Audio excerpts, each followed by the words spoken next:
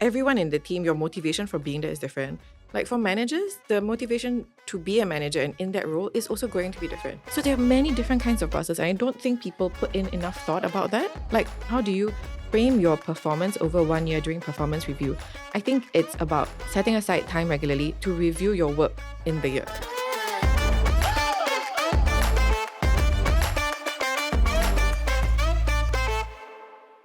Welcome back to another episode of Wise and Shine. I'm your host, Dawn, SG Budget Babe, and today I don't have Alex on the show.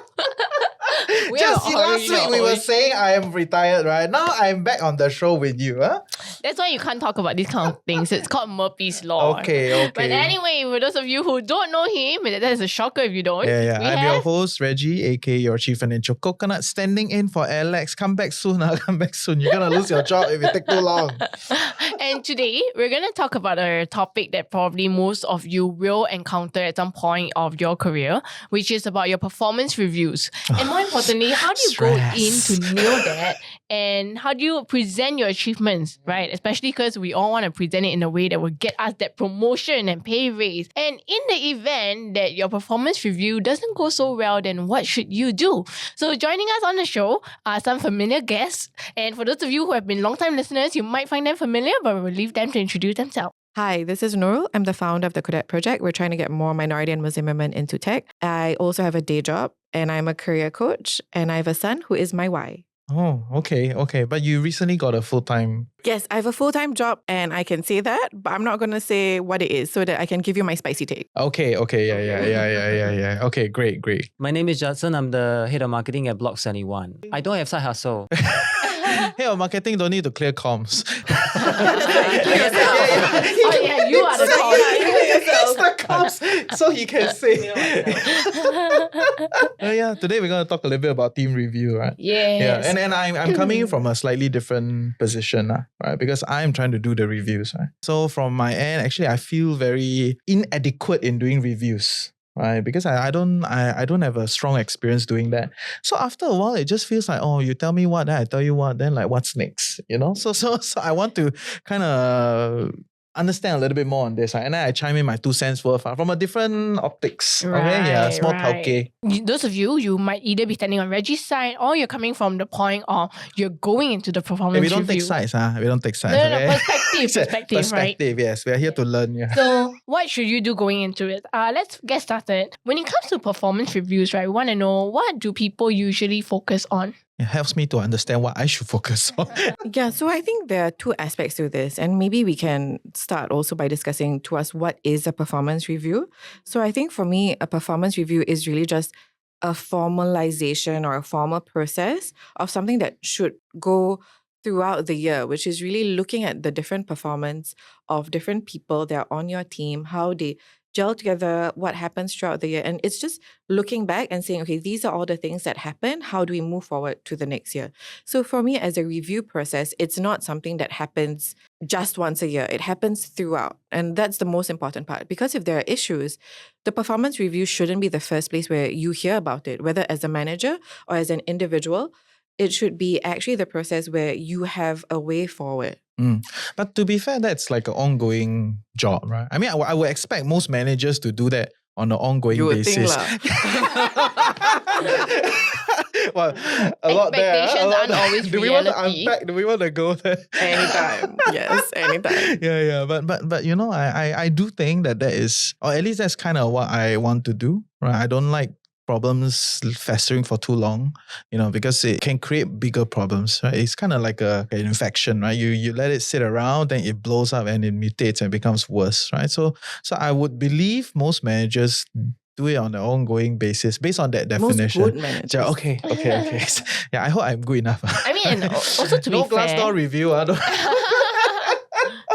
Also, to be fair, sometimes it could be that the work is very busy. The managers get caught up in their own day-to-day or problem-solving, crisis management. And even if they spot something in the moment, they may not have the time to go and correct it. No, and to add on that, right? Sometimes you know that there's a problem. You may be in the right space as a manager, but your guys are not in the right space. Exactly.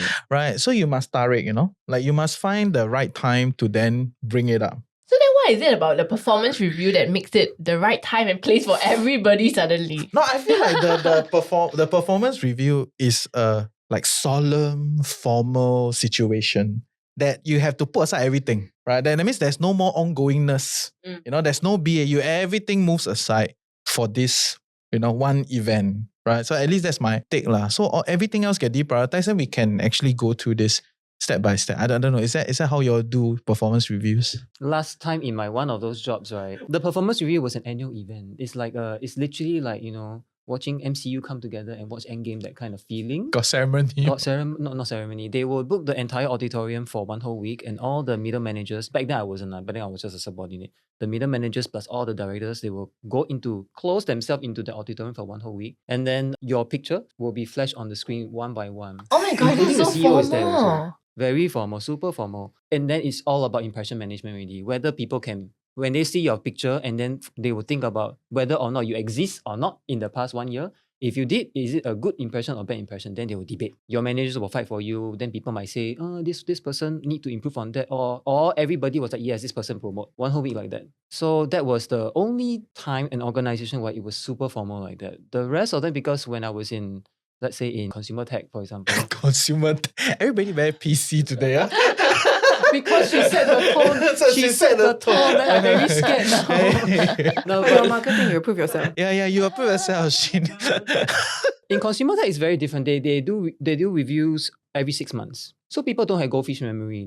6 months you roughly can remember what were the major transgressions or the major achievements. And actually, I think performance reviews, right, it's really not about today. It's really unless people will keep a ledger, of your daily transgressions or triumphs. But usually when it comes to performance review, especially those done in 6 months it's very fast one. It's like you help the team achieve this. Very great.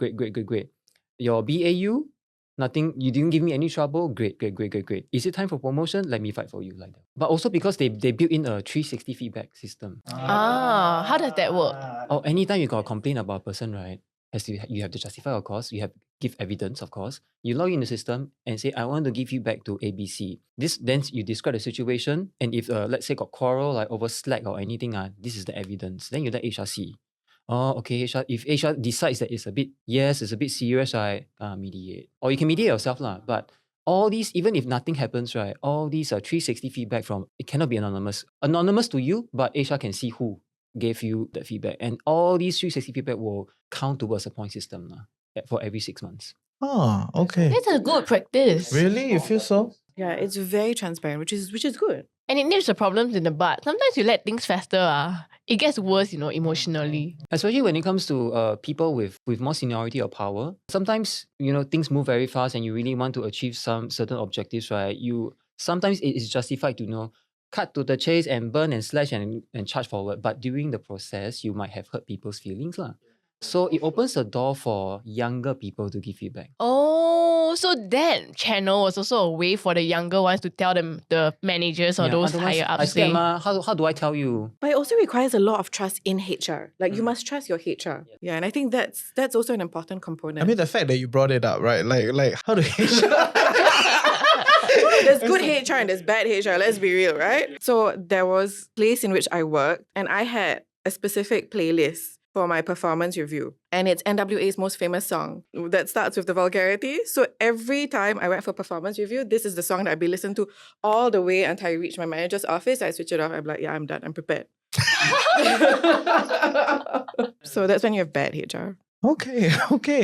Like you had to charge yourself up with that kind of energy just to... No, she gotta expense it, right, before you go in. So obviously this song is about the police, the NWA song. So I'm like, this guy is the police. Whatever he says, he's okay. I will just take it. I gotta go through this. Right, so yeah. If you're going through performance review, have a playlist. Okay, fair. Yeah. I quite like that 360 system. Right, but okay, so to be fair, a system like that probably only makes sense in a much bigger organization. From a product costing, building up process, a lot of these tech systems, they always sound very good, right? But when it's only viable for a much bigger team. At least that's how No, I think you can have 360 systems that are anonymous even for small teams. You just use Google Forms and then you make it anonymous. So there's always ways for small teams.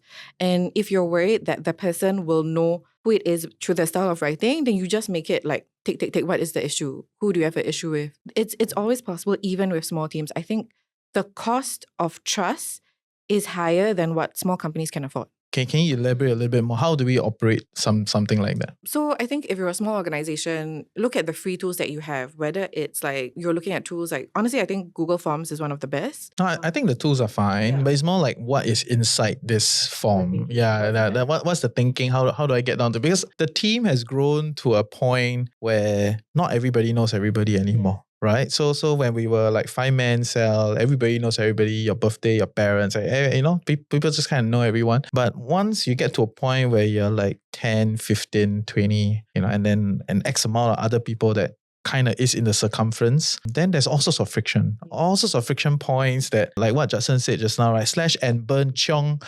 You will not care about a lot of these smaller things, right? But it is true, it has hurt somebody in the process for sure, right? And they may not have digested it very well, right? And when I say very well, I mean that if you digest and let it go and you move on, then that is very well. But if it lets it fester, it affects your decision and all that, then maybe that's not so healthy, right? So I am at the crux of these type of problems, right? And I do think that, okay, some of these things I gotta learn and implement within the system. So very happy to hear from what you guys have experienced from your teams. So Google does a lot of research in teams, right? And then they looked at what is it that makes teams better.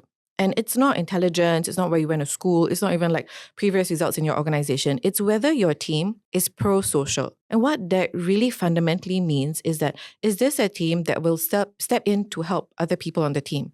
Are they looking at the team as being one coherent unit and they'll help each other? Is there high trust? So these measures, pro-social, high trust, are really, really important, especially for small teams. You can't afford not to trust the members of your team. And for me, I think if you look at the questions that reflect that, it's also looking at, one, who is somebody on the team you'd like to work with more? Why haven't you worked with this person? What would you most like to change about the team? And it's also asking questions about communication. How do you most like to communicate? Is it WhatsApp? Is it call? Is it face-to-face? And then the role of the manager, to me, the most important thing, right, is that as a manager, you must have face-to-face time, whether online or offline, with each member of your team at a cadence that works for both of you. And you have to check that. If you as a manager don't have that trust with your team, it's very hard to move forward at the pace that you want.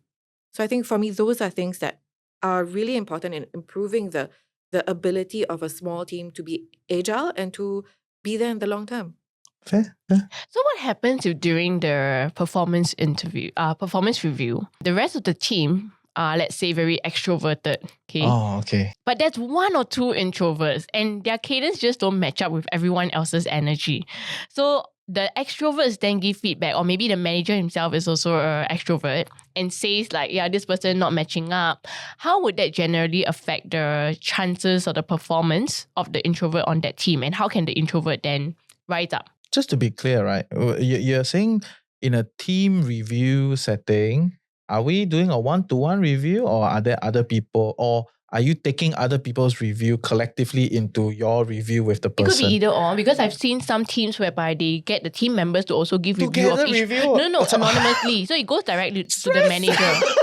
It's like we sit one round, okay? We're reviewing. No, so imagine, let's say in the marketing team, right? The marketing head will then ask everybody to also give feedback about your colleagues, because they may not be able to work with everyone one-on-one so often. Okay. Yeah, so then you would take that feedback. But what if generally the whole team's energy is here? And then you have one or two whose energy is here. What would be the strategies that the introverts can actually use to make themselves rise up? So I'm an extrovert. I feel like I want to say, you don't say. Which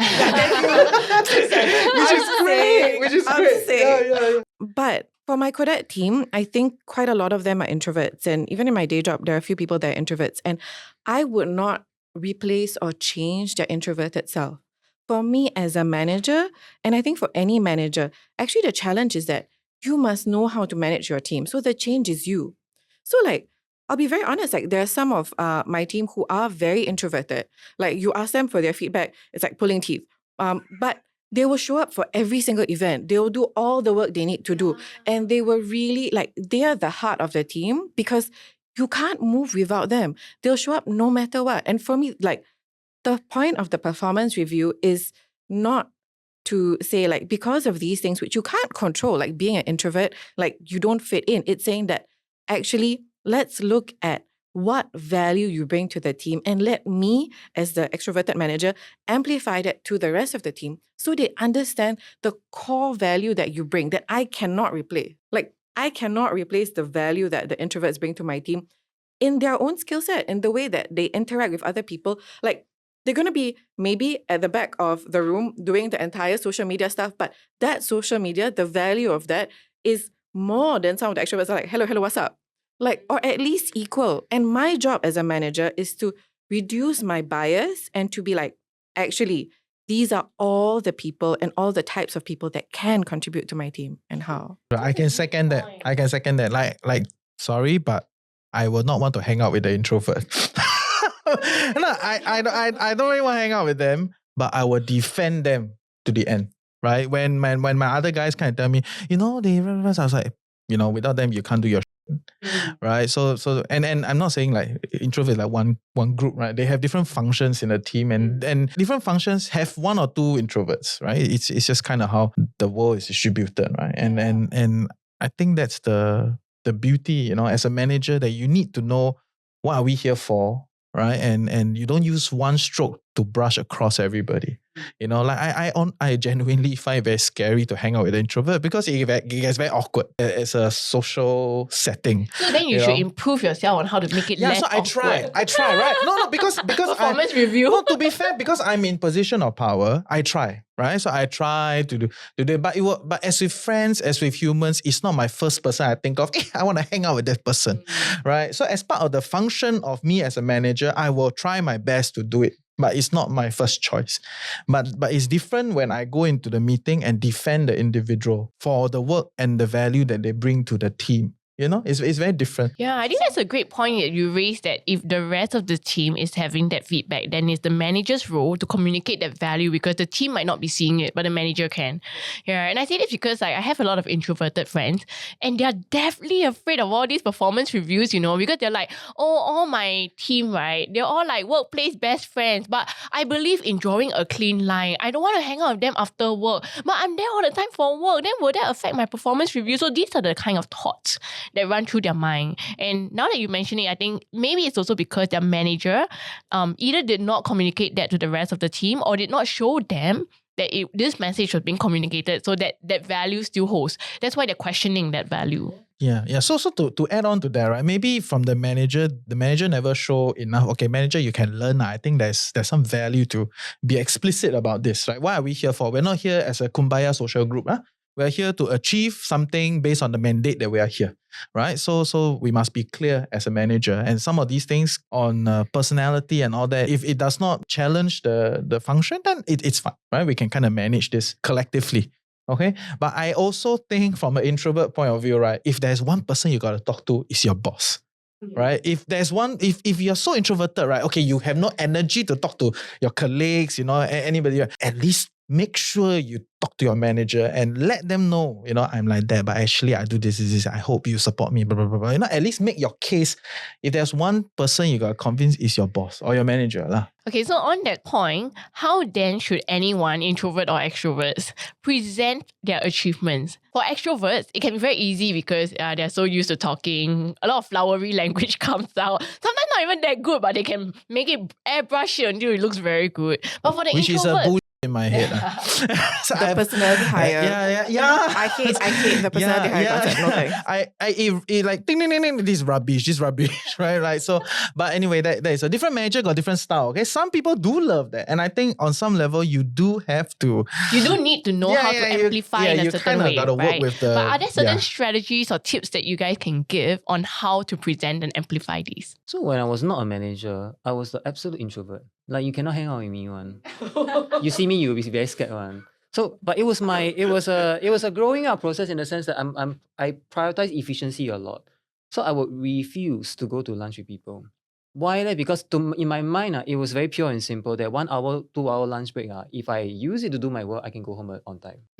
On time or early? On time, okay. On time. If OT, then don't need OT so late. And that has been my my standard process all along. And of course, then because then people don't know me, right? Because I don't want to go for lunch. So then there were times whereby, and it was in that organization with the 1 week auditorium performance review kind. So I always suffer. Fair. No, and because that is the system of the place, right? So when it's such a system where it's so performative, where people get locked in a room and just based on impression, everybody across the board evaluate you, right? Then you suffer in that system, right? Yeah. So everybody was like, I saw this person waiting for the lift, but I can only remember him waiting for the lift. I don't understand what he did. That was really my first 2 years of feedback. Then what you mentioned just now about the bosses reorientating everything, then this is you need to cooperate with your boss. And if your boss is willing to reorientate you, put it in different teams that you shine, you need to show what are you exactly great at. So I was marketing, right? So I started to think about what kind of marketer am I? What am I strong at? Some people are great in design, some people are great in copywriting. I realized I'm great in looking at white spaces and creating something out of it. So then, because the organization is very matrix, everybody were quite systemized in doing their things. So I told my boss, like, why don't you, because they are about to launch something very big and therefore it's a white space, you put me in that position because I really think that I can do something creative out of it. And that began the whole thing about, when people think about me, they think about putting me into ambiguous topics and create something out of nothing. So that started. You need to give material to your boss to work with. And then also about like, if let's say in face-to-face, I am not that great, then how about selling myself online? So then that's when I started to think, why don't I go and write posts about marketing on LinkedIn?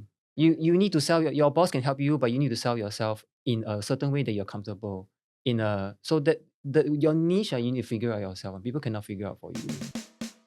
Hey, I hope you're enjoying Wise and Shine so far. I'm your host Reggie, aka your Chief Financial Coconut, and for us to continue to do this show so that you become a tad bit wiser every week, you gotta like, share, subscribe, help us beat the algorithm. But even more importantly, if you can, comment in the comment section below. Let us know your thoughts and also some questions that you would love us to answer. Yep, now back to the show. Yeah, it's true. And the whole part about you need to help your boss, right? I just want to second that it is true. Because a lot of people think the boss can make all the decisions, you're wrong, right? There's a lot of political capital that gets expensed on every decision, right? Like I can choose to hire somebody and another team can be very unhappy for very long. Right. And then one day when they settle down on their unhappiness, then finally they were like, actually 6 months ago, right? I really hated your decision. But 6 months later, okay, I accept. So, just to help everybody understand and square that mind, right? That your boss needs something to use as political capital to then fight for your behalf. So you cannot always just say, boss, 没有看到, just do whatever, they never support me. It's like, it's two ways, right? And I think that's something that I hope more people will think about. And every boss is different. So yeah, the same way that like everyone in the team, your motivation for being there is different. Like for managers, the motivation to be a manager and in that role is also going to be different. Like I've had bosses where like their main thing is don't cause drama, they just want to retire. And then there's some where it's actually they really want you to amplify the work you do because it makes them look good. Or there are ones that like, okay, this is something that's coming up. They really want efficiency. So there are many different kinds of bosses. And I don't think people put in enough thought about that. Like, how do you frame your performance over 1 year during performance review? I think it's about setting aside time regularly to review your work in the year. And I learned this the hard way as a teacher. So when I was teaching, and I was teaching in Japan, I didn't have a manager. And it is honestly, to me, one of the most difficult working experiences because I was teaching in a class where they hated English, which was what I was teaching.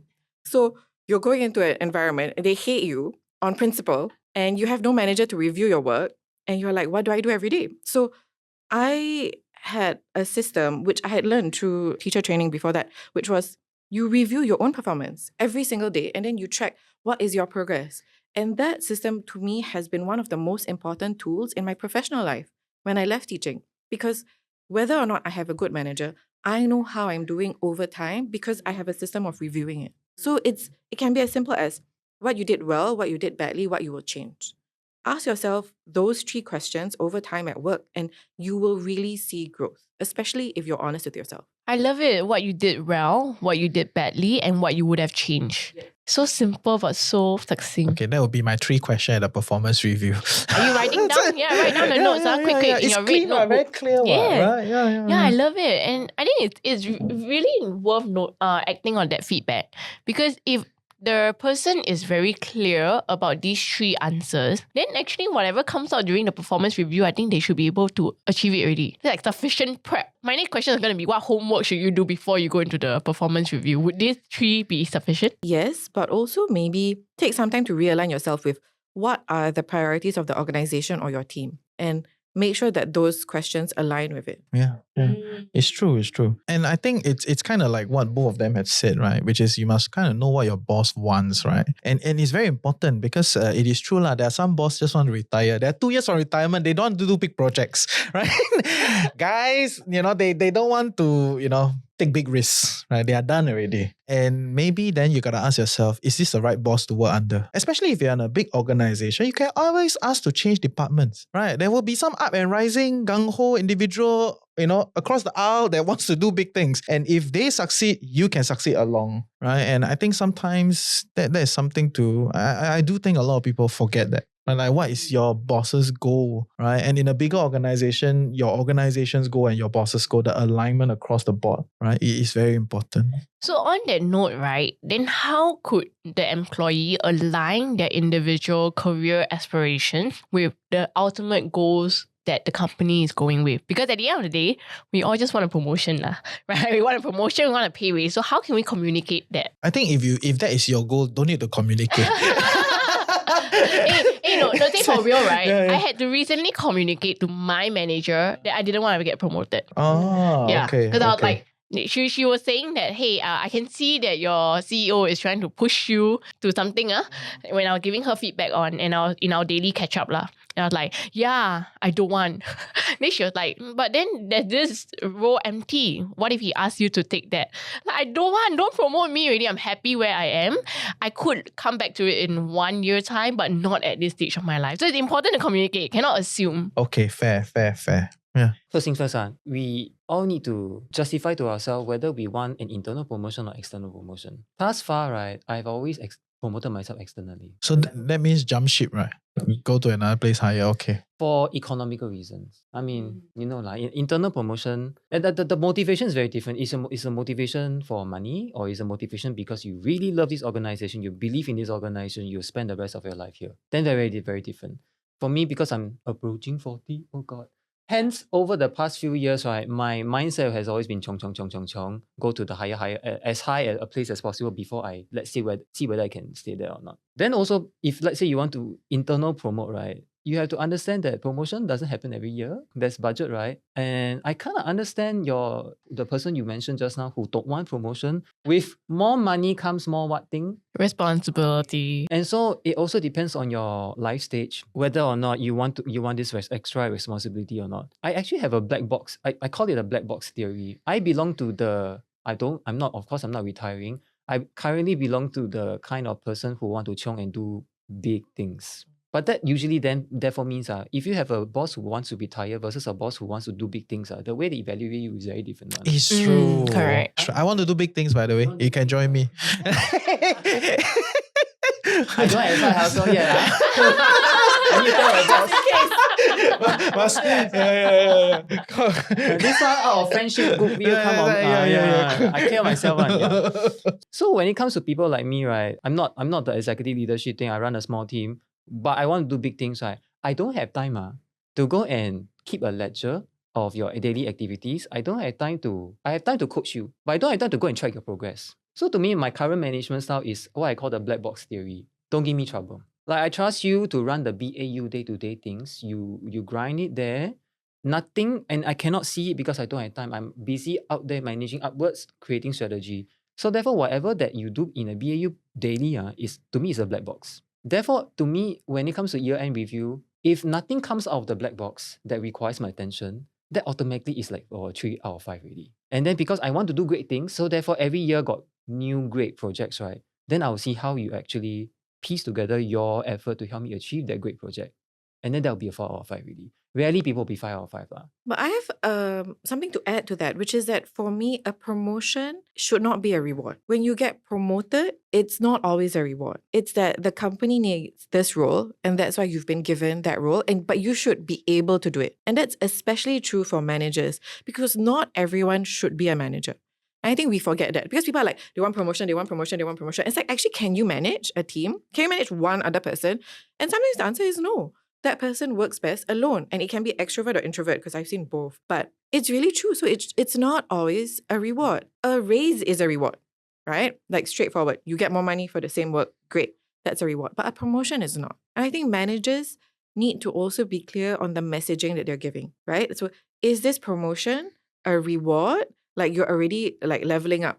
You're able to do this. It shouldn't be like, okay, you've been in this company 10 years, let's promote you. Because that's the way you get like not great managers, let's be real. And the other thing about life stages is that I deal with a lot of women, and a lot of women have very different needs out of their job when it comes to things like travel.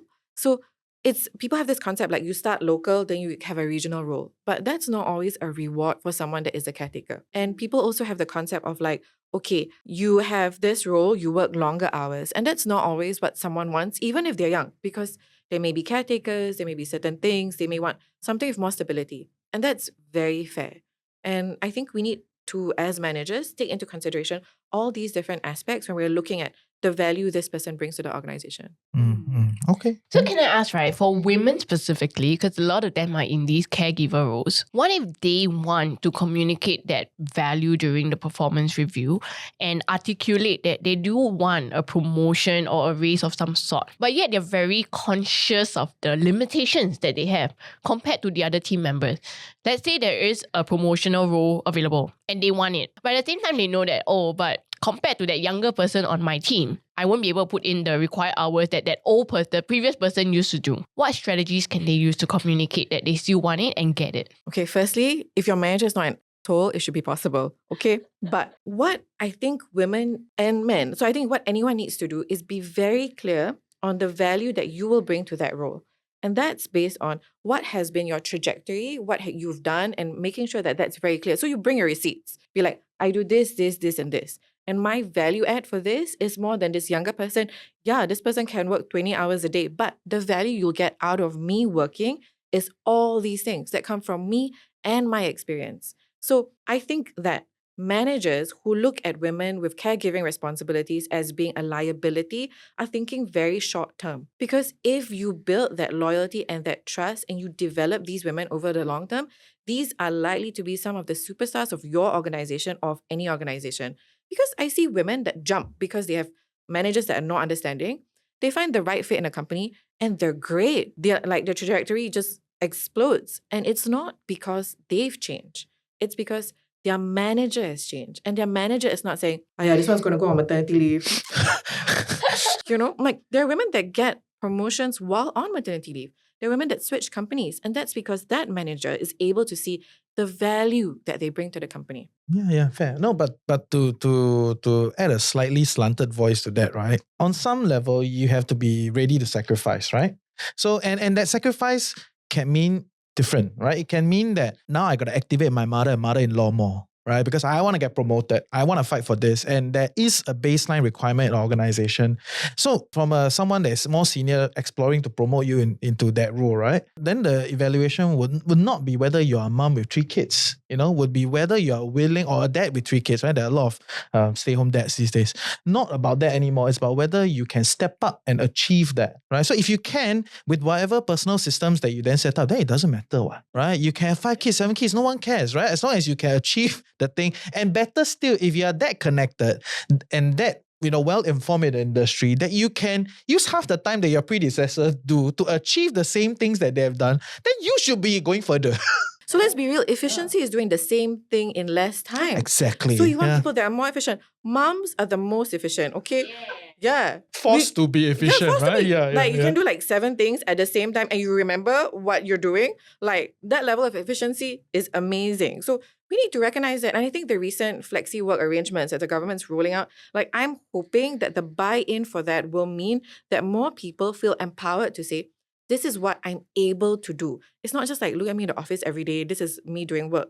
No, it's actually really looking at efficiency and results. And we'll be able to see more women succeeding because of that. Yeah. But before this episode become a different episode, I want to bring back to the review, right? So as a manager, I think I'm relatively new to doing multiple reviews. So I just want to hear your point of view about when you do the reviews with your guys, how do you do this, right? In the sense of how do you hold the space? What is the tonality? How do you choose the environment? Because all these things matters. If people always come into the office and, it's never a great thing when they come into your office, I don't think you really want to do a review in the same office. Right? At least that's my point of view. Right. So just want to hear your thoughts. Like, do you think of like what kind of environment do we want to be in? What kind of space do I want to hold? What kind of energy do we want to be in? Like, is there some strategy or thought around here? When I was not a manager, I was like that. I draw a line. One. Work people are not my friends. I cannot be friends with them because it's too personal. I cannot let them know about my personal life. Suddenly, one day when I became manager, I'm like, everybody's my friend already. Like the entire team, I literally form friendships with them. That's your job function. It's just not written in the role. No, it's like how I am an introvert, but I train myself to be extrovert. Like the job function requires you to, but not every manager will feel the need to be friends with their team members, right? But I choose to be like that because it smoothens a lot of things. Also because last time in consumer tech, everything moved very fast, right? Consumer tech. Look at the LinkedIn profile, okay? we need to move very fast. So I need to make sure that everybody is tight, everybody understands each other, everybody will not take offense.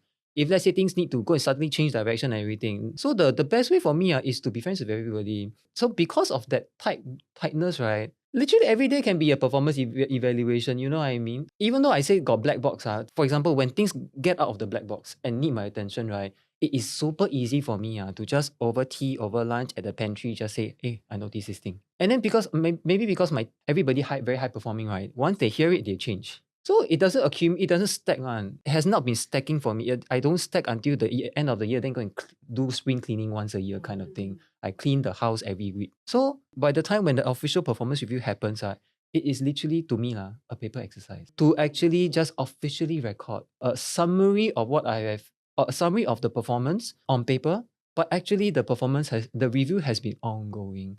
But precisely because we are tight, the friendship is there. So can do that. That's my preference. Okay. Fair. Okay, to me, the word friends is difficult at work because you got to have like some boundaries. And honestly, like, I don't care your date who, your go how many dates. Like, it's like, I'm chill. Do what you want. Also, millennials, I don't understand what the younger people are doing. So, okay, do what you want. Millennials or Gen Z? As a millennial, I don't understand what Gen Zs are doing. Yeah. You have a lot of Gen Z on the team? I do. They're great. But I like the language is like hard, honestly. Riz? Riz I like because you can understand it, but charisma is also only like 3 syllables, so I don't get it. But I agree. So I think for me, this has become an old people podcast, but from our back end data, 30s and 40s. So we are old people podcast, but yes, please continue. Oh. But I think that what I concur with is the element of communication and trust in the team and the management. So for me, my one-on-ones are the most important thing. So I'll do my one-on-ones with my team leads and I expect my team leads to do one-on-ones with their teams. So in the wider team, I do some one-on-ones, but at, much less regular pacing. So because of that, the questions that come up earlier, even like larger framings, like what kinds of projects do you want to work on in the future? Where do you see yourself in the next couple of years? It's important to know. And as managers, a big thing that should come out of your performance review is also like, does this person want to leave? And as someone that manages a lot of Gen Zs and millennials, I feel like I don't expect anyone to stay in an organization more than maybe 3 to 5 years if they're a millennial and less if they're a Gen Z. And that's very fair. But I also need to be able to have like, what's my pipeline? Who am I going to hire for in the next 2 years? And these are things that I expect my team to be able to tell me honestly, like, look, they have had a great time. It's not a problem, but they think if they jump at this stage, it's better for them. And I need to have the trust to know that so I can plan. One of the very underrated success marker of leadership, right, is when a team member tells you way ahead of the required notice period that they are leaving. Yes. I have a member who told me 5 months before.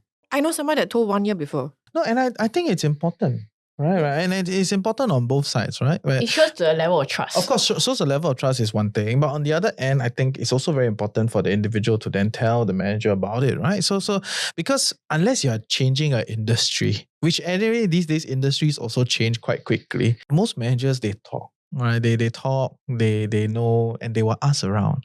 Hey, this person worked at your company before, right? They want to join my company. What do you think of the person?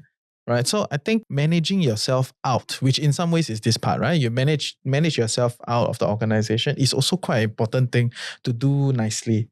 And I personally find that the best way is to tell me ahead, right? And if you tell me ahead, I can prepare, I can hire, I can look at what is the optionality, and all those quite nice, right? And it'll be a good reference for you. Yeah, it's a good reference. It's a very good reference. You tell me ahead of time, I know I manage, I'll refer you to someone because Singapore is really small. Everyone knows everyone. And I don't know if after this relationship in this organization, am I going to work with you again in 10 years? So I want to do what I can. And I think you should do what you can as somebody that reports to me to manage this relationship. So in 10 years, if we're in the same company, I'm like, sure. I think to be fair, this is a change that is starting to happen in our generation. Fair. Because the Gen Xers didn't have this. Yeah, they always drop a bomb. That's why I Yes. understand. And I think it's also because they're very afraid of consequences.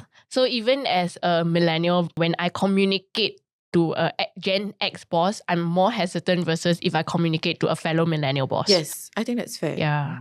But back to Judson's story, you were saying that the person gave you that notice. Then what happened next? Then I had a lot of time now. It's really about why I say it's a marker of, okay, I won't say great leadership. I won't have great leadership. Okay, good leadership is because it shows that you have earned the person's respect. Like when I left the organization to go to consumer tech, I think my notice period was one month. I gave my boss 3 months plus ahead of time. It's because I truly respected her. And because, like I said, like my situation back then was that I think in the first year I almost failed my probation. Like I went in 6 months later, and then within 6 months it was a performance review. One of the directors was like, who is this? I don't like him. Get him out. That kind. But my eventual boss, I had a lot of bosses, but they knew what they needed to do, and I was super grateful for that. One single gesture can make me super grateful, and that gratefulness translated into giving you a lot of notice. So these are the little things about leadership, right? So for this one, it's precisely because we talk about, like, for example, okay, so she's a lady, and then she said to me once, like, for her, ladies usually have the monthly cycles, right? And then so usually she would feel sick at home. And so she was like, Justin, can I work from home? Actually, the organization doesn't allow. But I was like, okay, I trust you, I work from home. And then you don't need to do anything, you just save time. And then she said to me, like, oh, you are the first boss who would actually allow me to work from home when on my monthly cycles. Previously, in other organizations, I faced questions like, why you need to take leave? You can just come to office. Or she will keep quiet and bear the pain and go to office. And then that built the relationship. And so I think that culminated to a 5-month notice period. So it's very, very small gestures. To me, it's very small gestures. It's not grand plan or anything. But it's so nice. I just really want to applaud that. I thought it's very natural. But I was shocked when she told me in a previous organization, she had to bear with it and then just go to show up in the office because she was afraid people will not understand. I don't understand why people don't understand that, but yeah. I have one last question before we wrap up the episode, which is, if the employee goes into a performance review and it's bad, okay, and as the manager, you had to communicate that negative message that, oh, this was not done well, this, etc. An employee feels that it's very unfair. Okay, how should the employee deal with the outcome or the consequences, the aftermath of a negative performance review? Yeah, this is hard, right? So unfair is a feeling, which is fine. Like, your feelings are your feelings, embrace your feelings, but look at it logically. Is what is being said true? Like, are these issues, and are these issues that you can or cannot overcome? Like, are these things that have been reflected to you over a period of time? Is this due to, whatever reason? Are these things that you can change or cannot change? So one of the things that does come up is that people get the review that, oh, you're not a culture fit. And to me, that's really unfair. Because what, I'm going to change the culture? Like, what do you want? Like, to me, culture fit criticisms are really fundamentally unfair because it's not performance-based. But if it's a performance-based question and you are not at the level you should be, then what you should be is honest about it. Be like, okay, so maybe I can't do these things. Is there a role for me to do other things? What else should I do?